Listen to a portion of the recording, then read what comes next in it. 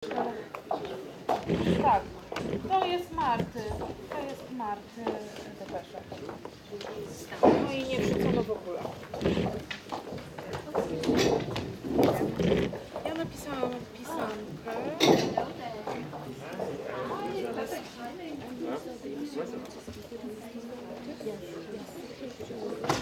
Delegaci rozpoczęli tydzień negocjacji. Jarbis.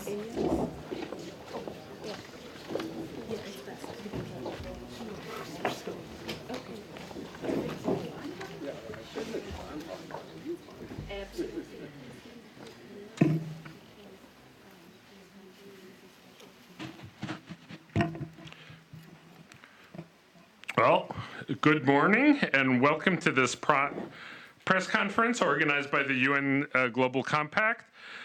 The Global Compact is working with partners to advance climate action in the private sector. And the Compact, together with We Mean Business and the World Resource Institute, has just launched a new paper introducing the concept of ambition loops that will help governments and businesses take climate action to the next level. The UN Global Compact is also working on an exciting new initiative to accelerate private sector action towards zero carbon economic growth. And we'll be discussing these things today at our press conference. Our speakers include Lise Kingo, the CEO and Executive Director of the United Nations Global Compact, John Kornerup, Head of Sustainability Strategy and Shared Value and Chief Advisor on Climate Change at Maersk. We have Lisa Manley, Senior Director of Sustainability Engagement and Partnerships at Mars, and Bertrand Camus, Group Senior Executive Vice President for Africa, Middle East, India, Asia, and Pacific regions at Suez. I'll start with Ms. Kingo. You have the floor. Thank you so much. So it's a pleasure to be here today with this panel of excellent companies from the UN Global Compact. We are the world's largest corporate sustainable initiative with more than 9,500 companies, large and small, across the world. We are here with our Polish local network today that are doing a great job, and they are one of 71 local networks that constitute Global Compact across the world. We are the link between the United Nations and the private sector, and we have been working actually for 18 years with companies, with our civil society members to curb the climate change challenge. And today I have a couple of new initiatives that we are very excited about to share with you. So as part of this effort, we are calling on all companies across sectors and regions to set their science-based targets to a new level of ambition, one that aligns with the 1.5 Celsius degree target. This is the only way we can reach the ambition of the Paris Agreement and the UN Sustainable Goals by 2030. So last month, we published the Ambition Loop with We Mean Business and the World Resources Institute. It's a paper on how business and government can advance policies that fast-track zero-carbon economic growth.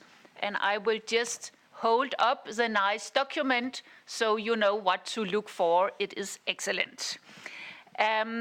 There is a very positive reinforcement between bold business action on climate change and ambitious government policy.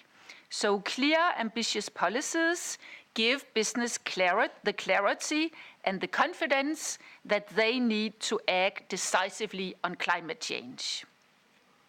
The action that business take to tackle climate change then helps demonstrate the economic case for ambitious climate policy and gives governments and investors the support they need.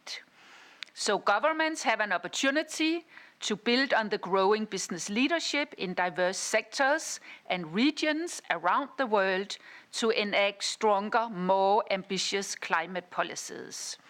So by ensuring that businesses have the confidence to take increasing action to tackle climate change, policymakers unlock even more ambitious action, moving their countries towards the goals of the Paris Agreement in a cleaner, healthier future.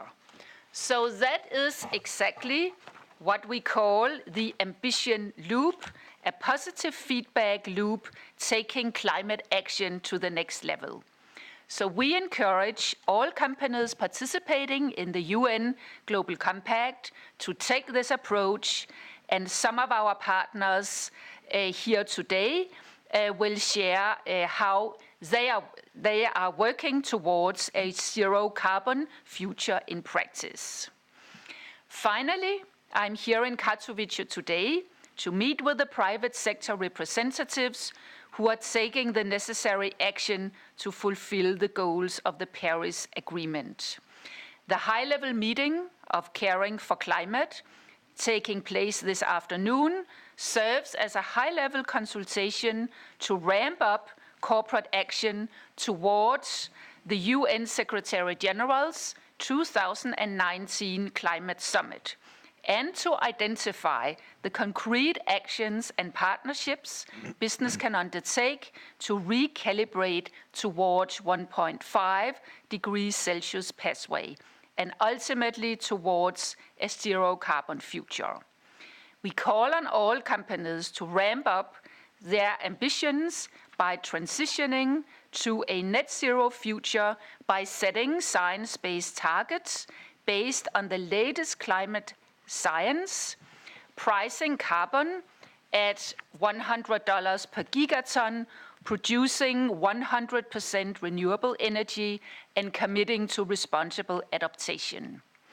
In the lead up to the Secretary General's Climate Summit, we will also launch a new partnership with the London-based think tank Volans to mobilize leading companies to commit to building a new carbon economy where businesses are sequestering more carbon through their operations than they emit. As businesses around the world are racing to the challenge of building a low-carbon economy and accelerating action on climate change, we can no longer call isolated corporate climate action leadership. It remains vital that all climate action and corporate operations are interlinked with the achievements of the SDGs and promote human rights. I say this because we are celebrating the 70-year anniversary of the Declaration of Human Rights today. So, ambitious action, thank you, ambitious climate action is not only the profitable thing to do, it is the right thing to do and the just thing to do. Thank you. Thank you. Now I'd like to turn to Mr. Bang. Shipping is an important sector insofar as emissions go.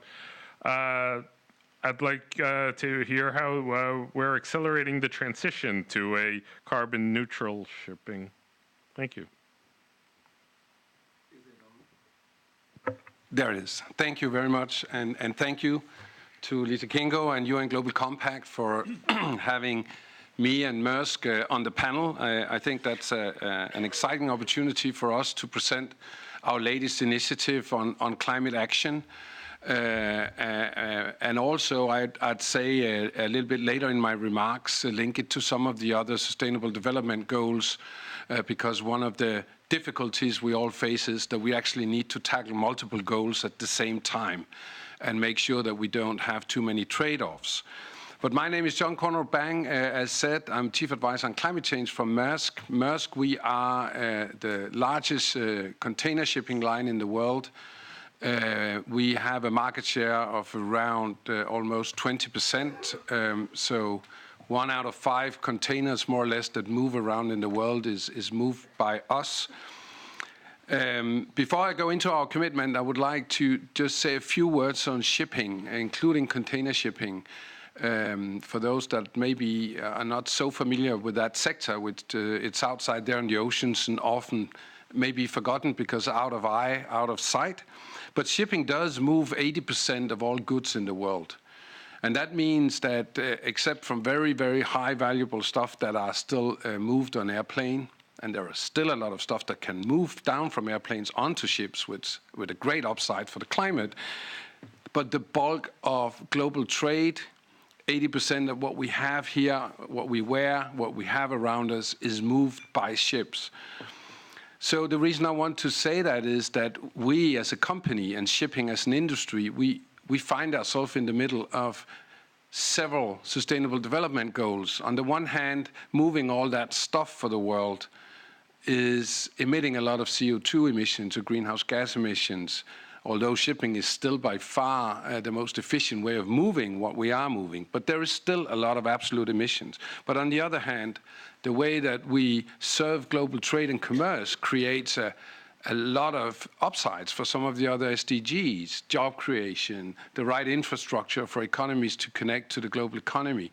So the task for us is really a double: to continue to service global trade and global job opportunities, and at the same time be part of solving the climate change challenge, which is, and that's more clear than ever, and it's been clear for a long time, and we saw it with the latest IPCC report, probably only if we get very close to 1.5 degree are we operating in a fairly safe space. And it's documented by science very clearly that it will need virtually all sectors to go to zero around 2050. I think they put in a range 45 to 55, but let's say 2050. And that is what we have been working on, really try to map out and understand what that would mean for us. And last Tuesday, we announced our new climate change strategy and our new commitment, which is to become carbon neutral fully by 2050. So it's come out of an alignment with that quest. We have been spending a lot of time of analyzing if this is possible within a commercial setting. I mean, everybody can eliminate emissions, but if it's by going bankrupt, it's not really what we would want. And the challenge is huge. 2050 seems far out in the future, but for shipping, it's not. Shipping is an industry with asset life cycles of 20, 25, sometimes even 30 years. Container shipping, it's a while ago, we've seen 30 years, but 25 years we still see sometimes, 20 years. And that means if we are to turn around that fleet to have the technologies, that means zero in 2050, we need to have the first commercially viable zero carbon vessels on the waters in 2030. So that's 11 years out. And there are no technological pathway that are commercially viable today. There are a lot of technologies out there that could potentially mature, but they're not close to being market ready at all. So 11 years is a very, very short time. And that's what we wanted also to convey when we went out last week. We wanted to show our pledge, our commitment, but we actually also wanted to make a call to action, because to do these technology, I'd even call them leapfrogs, in getting something that works, is safe, with the supply chains you need on land to support that in a way that's commercially viable and competitive with fossil alternatives in 11 years is a huge task. And that is something that we will also not be able to do alone. We will be dependent on collaboration with public sector, with other private actors that are going to build the supply chains. So for us, this is as much a call to action and collaboration. Final word, given we are at the COP here in Katowice, is also to the regulators. It's a constant feature that first mover companies always faces potential first mover advantages, but also potential first mover disadvantages. And they will realize if policymakers are not stepping up to what they are setting out as the pathway we are trying to achieve. So again, it's a public-private endeavor to reach those goals. Thank you. Thank you. Next, we'll go to Lise Manley from Mars on how to move toward net zero emissions. Super. Thank you, and good morning, everyone. Thank you for inviting me to be here on behalf of Mars. We have been coming to the COPs for a number of years, and I think we frankly feel like there is no more important time for business to step up with climate action than today.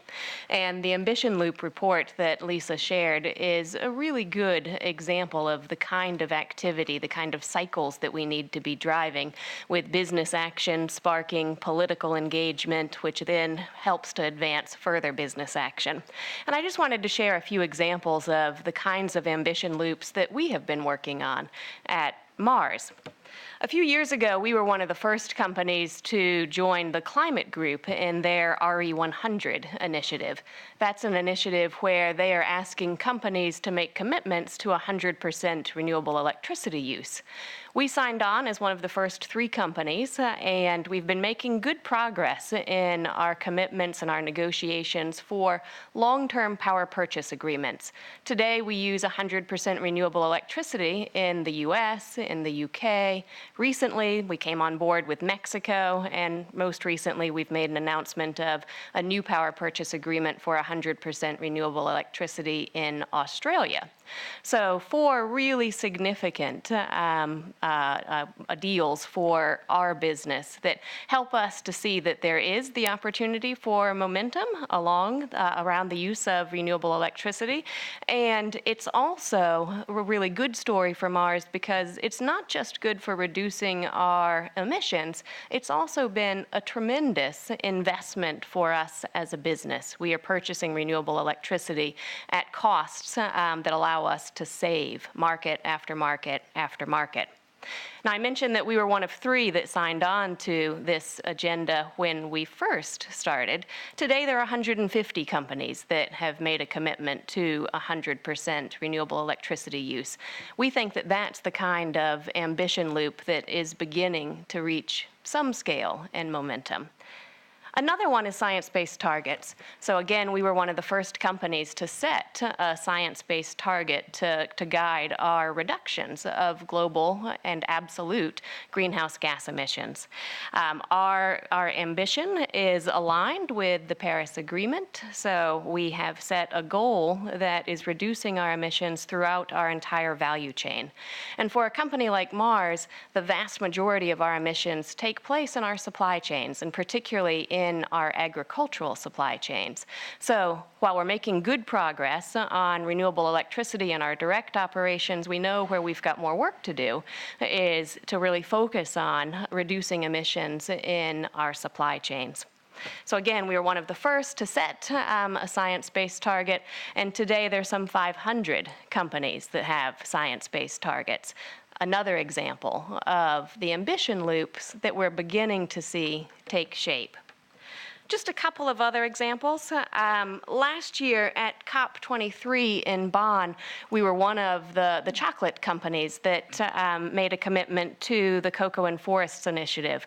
We did that along with the governments of Ghana and Cote d'Ivoire. A report came out last week that indicated that the progress that has been made in tackling deforestation in those 2 countries within the cocoa sector is not moving as quickly as any of us want it to move. So again, I think that we are setting ourselves up for what I believe is going to be a powerful and a positive ambition loop. But in the first year, it's taking time for all of us to begin to move in a direction that's going to enable this ambition to actually reach the momentum that we want it to reach. Last example that I will mention, and that is that beyond sort of these single commitments and also these commitments that are happening from an industry perspective, I think we're beginning to see business really step up with more political advocacy. And we need to be stepping up with more political advocacy. In the US, there are a number of companies and non-state actors who have been very active in the We're Still In agenda. At Mars, we've been working working with groups like Unilever and Danone and Nestle on the Sustainable Food Policy Alliance. All of this is to say that we believe that climate change is real. We need to trust the science in guiding our actions to try to confront climate change. It's no longer a nice-to-do agenda. It's something that's absolutely critical to the success of our business, and it's time for us to move beyond incremental improvements and really embrace what the science tells us. So if I were to offer a call to action beyond ambition loops, but related to them, I would say that we need much more and many more companies to be focused on science-based targets to guide their reductions in emissions. Thank you. And next, turn to Bertrand Camus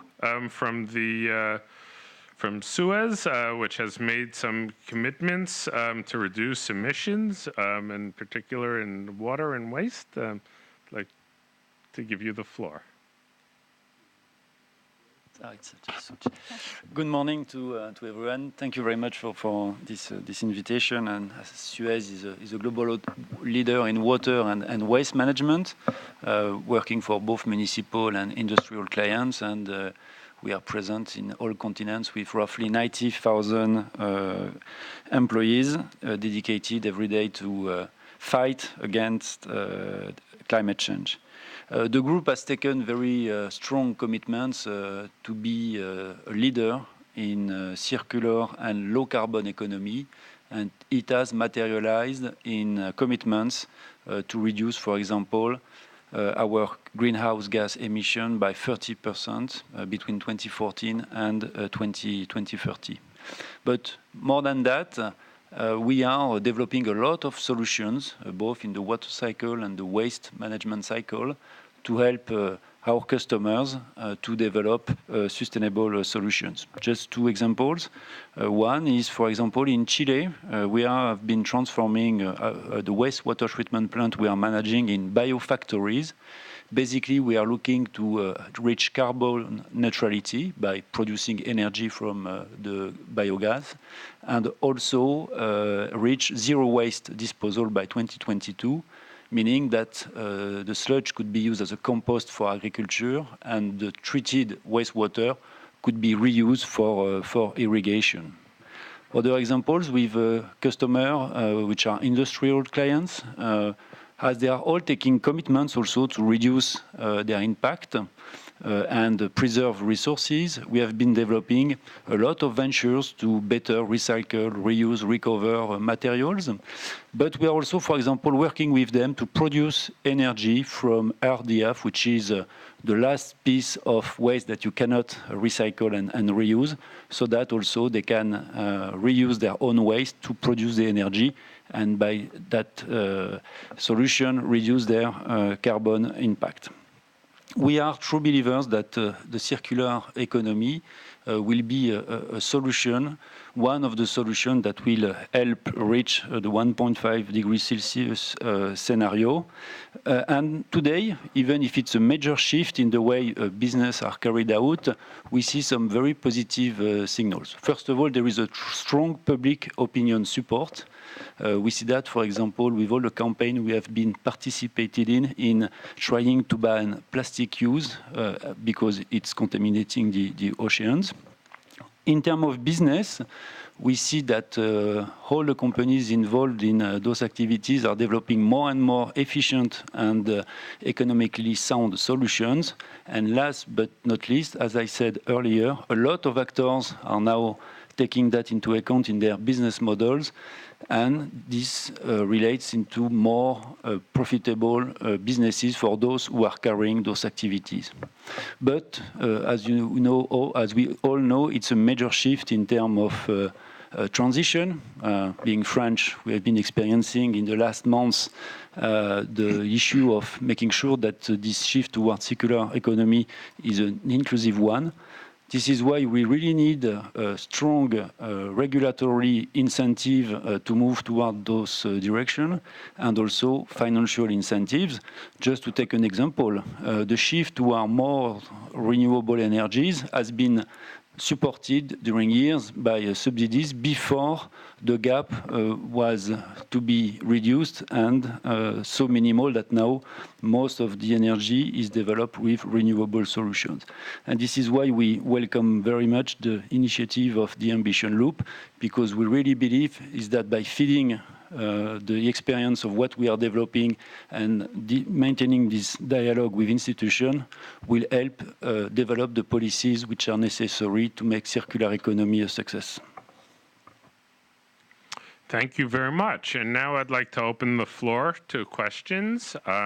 Please state your name and organization. Any questions? Yes.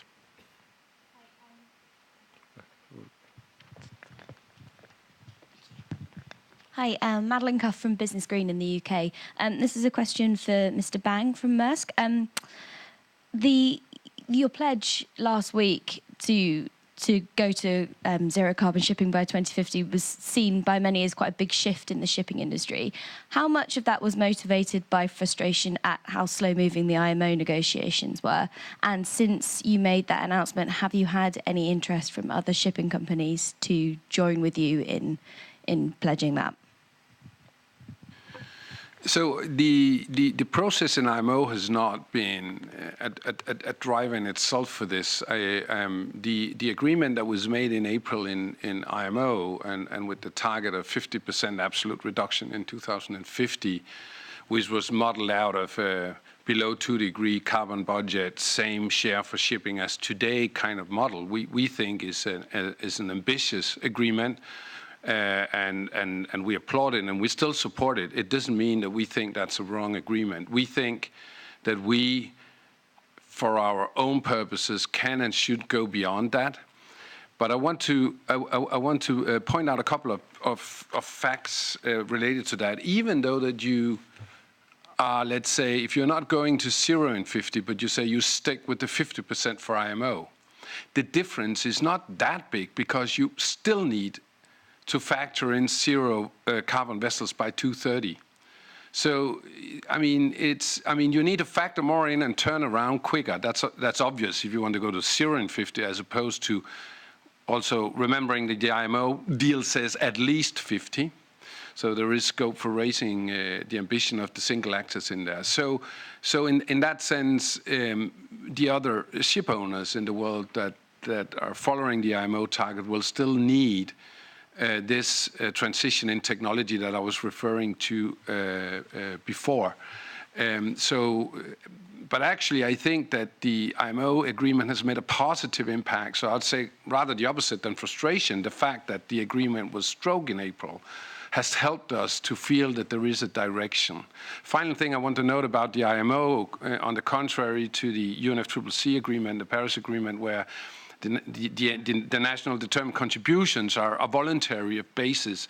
The deal that is being negotiated in IMO is a legally binding deal. The IMO cannot have voluntary basis. So whenever this is transformed into measures over the next years, they will be legally binding. So I actually do believe that the IMO agreement is really, really strong. And if you compare it to aviation, if you compare it to what you still have in terms of gaps on the other sectors from the Paris Agreement being negotiated these days, I think the IMO agreement stands to be some of the strongest we actually have in the global scene. Thank you. Any other questions? Yeah, all the way up top.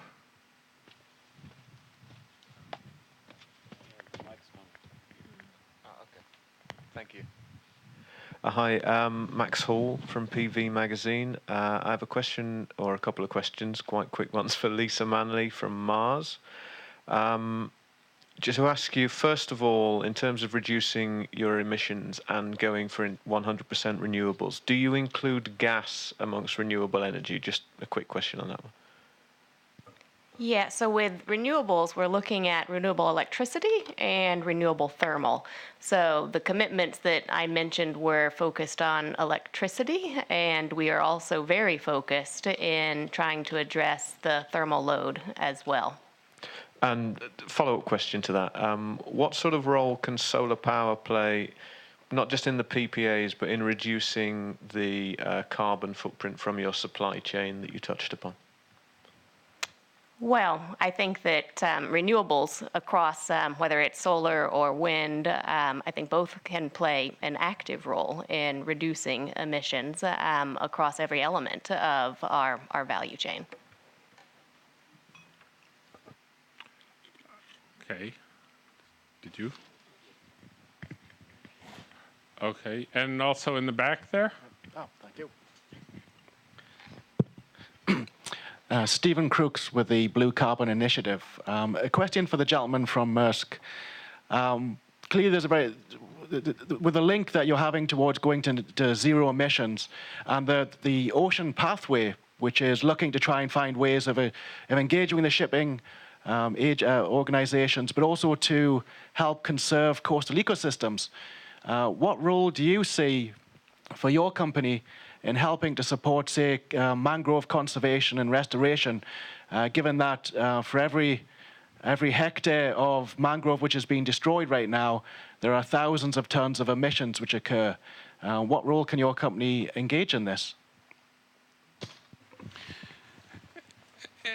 We obviously, when we sail on the sailing routes or the trading lanes we have, will not be part of driving mangrove degradation, and so I do think that we play a minor role in that, although it's a very important topic. Where we can have the biggest impact is where we what I was talking about before. Global shipping is 3% of global emissions. But on a business-as-usual scenario, it could raise to beyond 10% if action is not taken. And making the technology transition in shipping is where we can lead, have the skill set. We have 50+ engineers. We have more than $1 billion invested into finding and developing new technologies to reduce emissions. So that's where we have the possibility to positively impact this. Another topic, of course, is the sulfur emissions, where we will have the global sulfur regulation, the global cap coming in 2020. And that's a legislation, the purpose of which we've been supportive of all the way through, because, of course, the sulfur emissions in coastal areas also, both in terms of ecosystems, but also human health, have very negative impacts. Thank you. Well, thank you very much, and I think that wraps it up. Our time is up, and I'd like to thank the guests. Thank you.